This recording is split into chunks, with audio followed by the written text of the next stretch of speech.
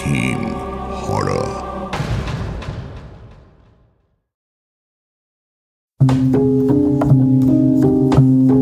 আজকাল প্রায়শই এশা একটা দুঃস্বপ্ন দেখছে। রোজ দেখে তা নয়, কিন্তু ঘুরে ফিরে প্রতি ৩-৪ দিনে একবার করে এই স্বপ্নটা দেখে। তাদের বাড়ির সামনে দিয়ে যে পথটা স্টেশনের দিকে গেছে, সেই পথের ধারে একটা পরিত্যক্ত একতলা বাড়ি আছে। লোকে পারতপক্ষে ওই বাড়িটার দিকে যায় না। এছাড়া ছোটবেলায় বড়দের নজর এড়িয়ে ২-১ বার ওই বাড়িটায় ঢুকেছিল বটে, কিন্তু বিশেষ কিছু দেখতে পায়নি। অস্বাভাবিক কিছুও চোখে পড়েনি। যেমন পরিত্যক্ত বাড়িগুলো হয় তেমনই। সে ওই বাড়িটাকে ঘিরেই স্বপ্ন দেখছে। স্বপ্নটা অস্বস্তিকর। প্রথম ২বার সে বিশেষ আমল দেয়নি বটে, কিন্তু তৃতীয়বার যখন হুবহু একই স্বপ্ন দেখল, তখন সে আর থাকতে পারল না। কলেজের সাইকোলজির অধ্যাপক সৃষ্টি গঙ্গোপাধ্যায়ের কাছে চলে গেল। ভদ্রমহিলা বেশ ভালো, ছাত্রছাত্রীদের নানান মানসিক সমস্যায় সাহায্য করে থাকেন।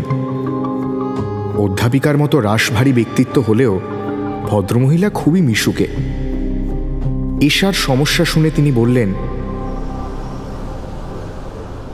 কি স্বপ্ন দেখছো?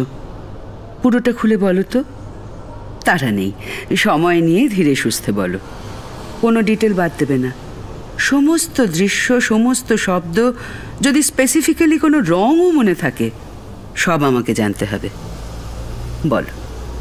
আমার বাড়ি থেকে স্টেশন যাওয়ার পথে একটা অ্যাবান্ডেন্ড বাড়ি পড়ে। আমি ছোট থেকেই বাড়িটা ওইভাবে পড়ে থাকতে দেখেছি। কেউ যায়টায় না, এমনকি বাড়ি ফাঁকা থাকলে মাতালদের আড্ডা বসে। কিন্তু ওখানে কোনো মাতাল টাতাল কেউ যেতে দেখিনি। কেন যে বাড়িটা ওরকম পড়ে আছে তা নিয়ে কেউই কিছু বলে না। এমনি প্রমোটাররা ইন্টারেস্ট দেখায় না ওটা নিয়ে? সেটাই তো ম্যাম। বাড়িটা এমনিতে দারুণ একটা লোকেশনে, বাজার থেকে খুব একটা দূরেও নয়, স্টেশনও কাছে, আবার আশেপাশে বাড়িও নেই। রাস্তা থেকে একটা ছোট গলি চলে গেছে, সেই গলির ভেতরে মাঠের ধারে সেই বাড়ি। ওটা ভেঙে ফ্ল্যাট তৈরি করা হলে খুব ভালো দামে বিক্রি হবে, কিন্তু আজ অব্দি সেরকম কোনো ইনিশিয়েটিভও দেখতে পাইনি। স্ট্রেঞ্জ। বলতে থাকো। আমি দেখি একদম ফাঁকা নির্জন রাস্তা। রাতের অন্ধকারে শুধু স্ট্রিট লাইটগুলো জ্বলছে। কোনো গাড়ি ঘোড়া নেই, কুকুর বেড়াল নেই, মানুষজন তো ছেড়েই দিলাম। আমি রাস্তায় দাঁড়িয়ে থাকি। এভাবে স্বপ্নটা শুরু হয়। হঠাৎ মনে পড়ে আমাকে ট্রেন ধরতে হবে। কোথাকার ট্রেন, অত রাতে কিভাবে ট্রেন ধরবো, এসব এক মুহূর্তের জন্য মাথায় আসে না।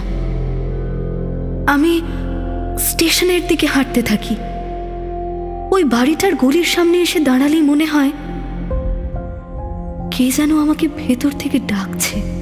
1 মিনিট, একটু ইন্টারাপ্ট করলাম।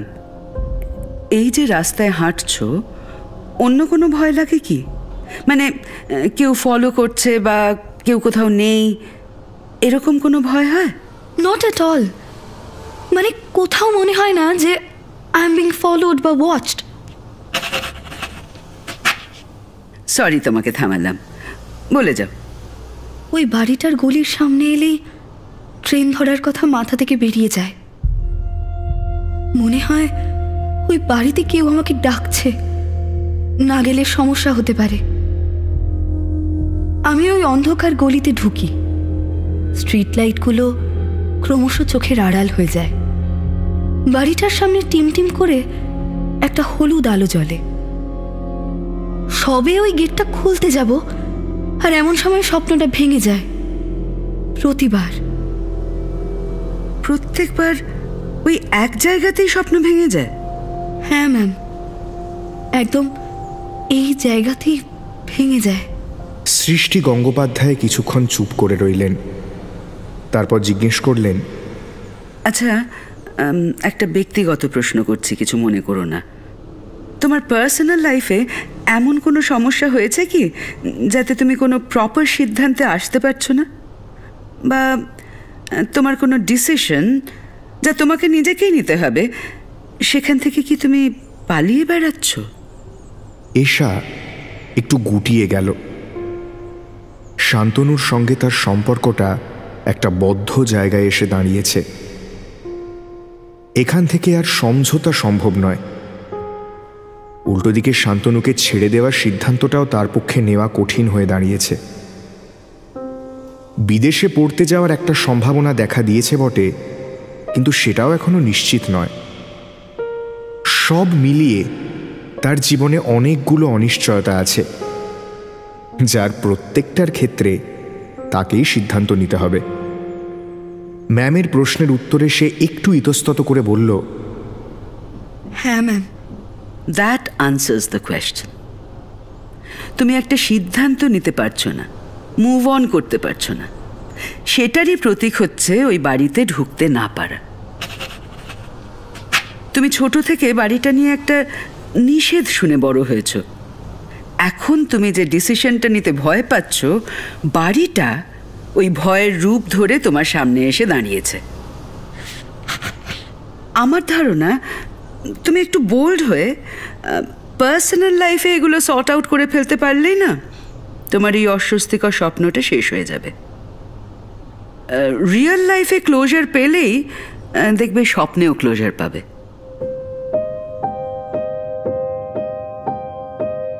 ম্যামকে ধন্যবাদ জানিয়ে এশা ঘর থেকে বেরিয়ে এলো।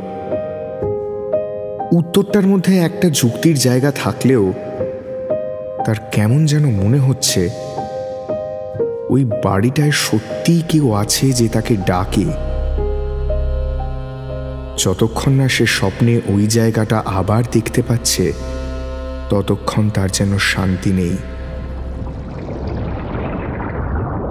সেদিন রাতে ঘুমানোর সময় এশার মনে হলো আজ সে ওই স্বপ্নটা আবার দেখবে, আর আশ্চর্যজনকভাবে হলোও তাই। নির্জন নিঝুম রাত, কেউ কোথাও নেই। এশা ফাঁকা রাস্তা ধরে স্টেশনের দিকে এগোতে শুরু করল। গোটা পৃথিবী যেন কোনো অশুভ আশঙ্কায় থম মেরে আছে। ওই বাড়ির গলির সামনে এসে এশা দাঁড়ালো। টিমটিমে হলুদ আলোটা জ্বলছে, যেন কোনো একচোখা দানব নতুন শিকার ধরার জন্য চুপ করে অপেক্ষা করছে। এশা ওই বাড়ির গেটটা ঠেলল। আশ্চর্যের ব্যাপার, আজ তার ঘুম ভাঙল না। গেটটা এতই জ্যান্ত, এক একবার গুলিয়ে যাচ্ছে। আদৌ এটা স্বপ্ন নাকি সত্যি? গেটটা ঠেলে এশা ভেতরে ঢুকল। উপরের বারান্দার জানলায় যেন খড়খড় করে একটা আওয়াজ পাওয়া গেল। এশা গলাটা একটু তুলে জিজ্ঞাসা করল, কেউ আছেন? কোনো সাড়া এলো না। এশা একটু দোনামোনা করেই উপরে উঠল। পেছনে ভিড়তেই তার বুকটা ধড়াস করে উঠল। কোথায় গেটটা? হলুদ আলো সমেত পুরো দরজাটাই যেন আচমকা গায়েব হয়ে গেছে। সে বেরোবে কি করে? এশা গলা ফাটিয়ে চেঁচিয়ে উঠল,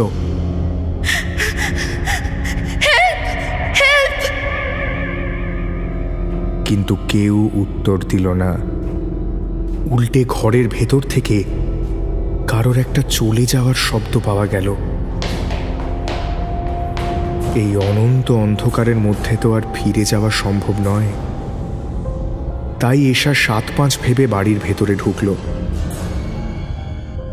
বাড়ির ভেতর কয়েকটা টিমটিমে আলো জ্বলছে, তাতে রাস্তাটা অন্তত ঠাহর করা যায়।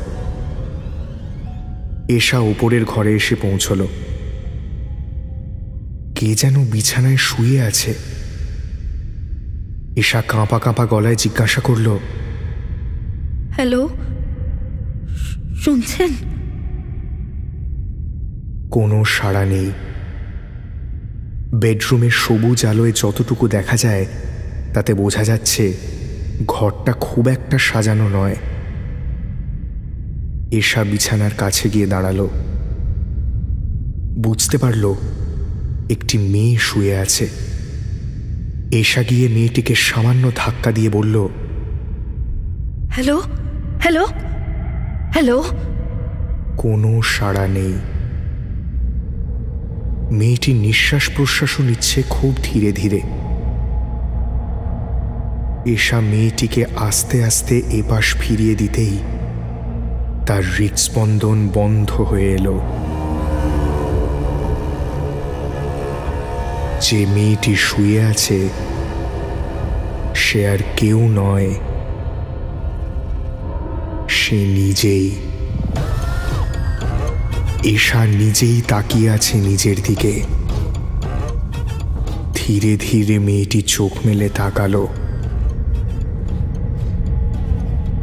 কোনো চোখ যে এত ভয়ঙ্কর হতে পারে এশা কখনো কল্পনাও করেনি। এশা পালাতে গেল, পারল না। কখন যেন এই জগতের এশা হাত বাড়িয়ে তাকে চেপে ধরেছে। এশা চিৎকার করতে গেল, কিন্তু মুখ দিয়ে একটাও শব্দ বেরোলো না।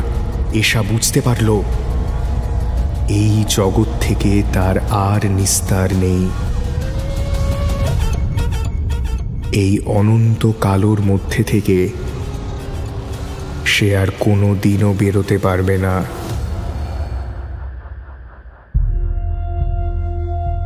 বেশ কয়েকদিন এশা ক্লাসে এলো না। সৃষ্টি গঙ্গোপাধ্যায় একটু চিন্তিত হয়েই কলেজের ডেটাবেস থেকে ফোন নাম্বার নিয়ে মেয়েটির বাড়ির লোকের সঙ্গে যোগাযোগ করলেন। জানা গেল এশার ঘুমের মধ্যেই একটা স্ট্রোক হয়ে গেছে। কয়েকদিন ধরে খুব স্ট্রেস চলছিল, হয়তো তারই পরিণতি এই স্ট্রোক। আপাতত সে অনির্দিষ্টকালের জন্য একটা তন্দ্রাচ্ছন্ন অবস্থায় চলে গেছে।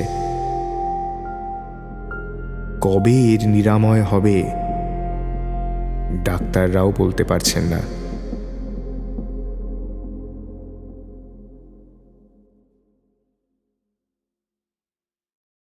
হাড়হিম হরর আপনারা শুনতে পারেন এক্সক্লুসিভলি মির্চি বাংলার ইউটিউব চ্যানেল এবং গানা অ্যাপে।